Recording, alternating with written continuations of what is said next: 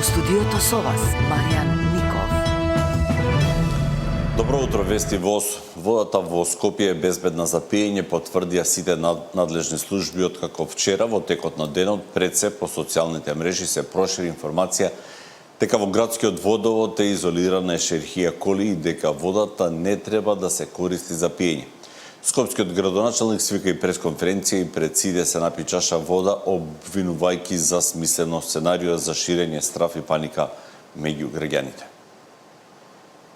Скриншотови информации за наводно небезбедна вода за пиење масовно се ширеа низ групи, особено меѓу родители чии деца се во градинки и во основно училиште. Граѓаните реагираат, од градот категорично велат: водата во Скопје е безбедна за пиење. Првиот човек на град Скопје обвини дека станува збор за оркестриран напад од опозицијата и дека сите анализи покажале дека водата е безбедна за пиење.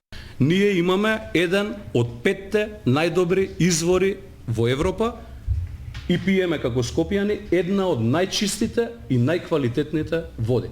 И за тоа стојам позади тоа со целиот свој интегритет и морална и кривична одговорност.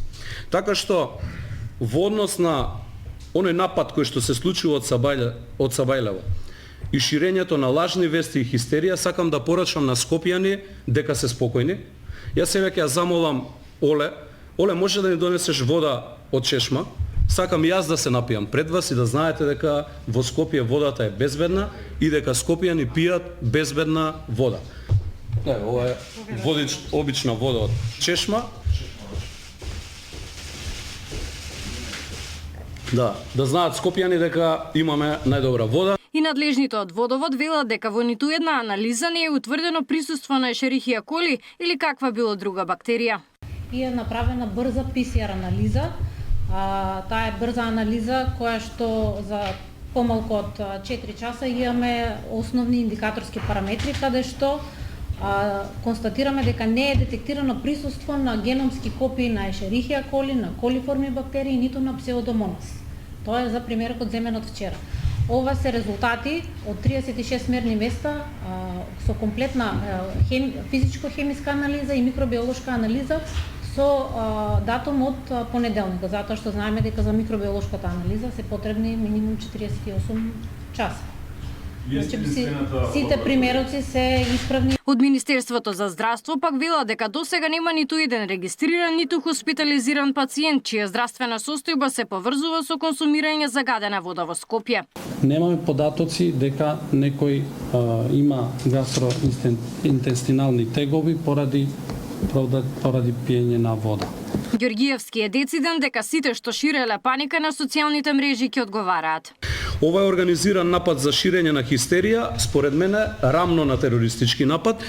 Од Министерството за внатрешни работи вела дека секторот за компјутерски криминал презема соодветни мерки и активности со кои се утврдуваат профилите на лицата и истите ќе бидат повикани на информативен разговор. Габриела Лескова, Сител телевизија. Според неофицијалните информации, повеќе лица во текот на попладневните часови вчера и вечерта биле повикани на разговор во полициска станица. Но се уште не може да се добие потврда за официјално за оваа потврда, но изворите на Сител потврдуваат дека активно се работи на овој случај за да се испитаат сите околности.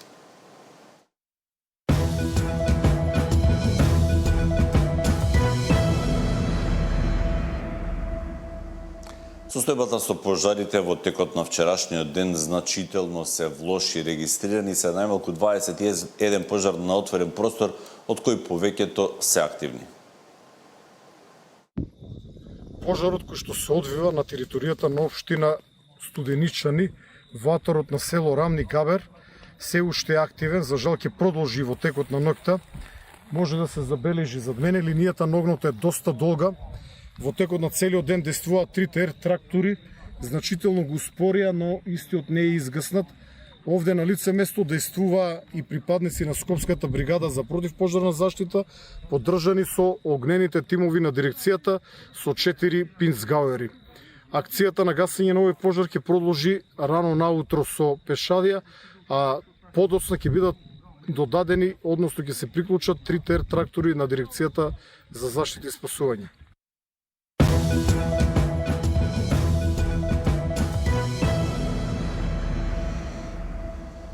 Европската унија подготвува нови правила за проширување, стравувајќи дека идните членки би можеле да го блокираат носењето клучни одлуки. Според Политико, дебатата за реформите и условите за прием ќе биде една од главните теми на октомврискиот самит. Брисел стравува тројански коњи во сопствените редови. Европската унија подготвува сериозна ревизија на правилата за проширување за да спречи идните членки да го блокираат носењето клучни одлуки. Како што објавува Политико, повикувајќи се на високи дипломатски извори за јавната поддршка за проширување во моќните европски престолнини, како Париз, Берлин и Хаг, постои страв дека забрзаниот прием на нови држави може да ја парализира унијата преку злоупотреба на правото на вето во надворешната политика и буџетот. Постои причина зошто процесот на проширување трае со децени. Се плашиме дека ќе пуштиме тројански конј, изјавил за Политико дипломат од земја која е скептична кон забрзаното проширување. Според пишувањата на медиумот, Европската комисија веќе работи на нови правила за кандидатите за членство. Намерата на Брисел е да им гарантира на земјите од унијата дека новиот бранд проширување нема да доведе до блокада во носењето одлуки, ниту пак ќе го комплицира одливот и распределбата на пари од заедничката каса. Токму за ова европските лидери ќе расправаат на самитот во октомври, каде што ќе се кршат копијата околу внатрешните реформи и идното проширување на ЕУ. Дебатата се зажешти по забрзувањето на европскиот пат за Украина, Молдавија и Западен Балкан.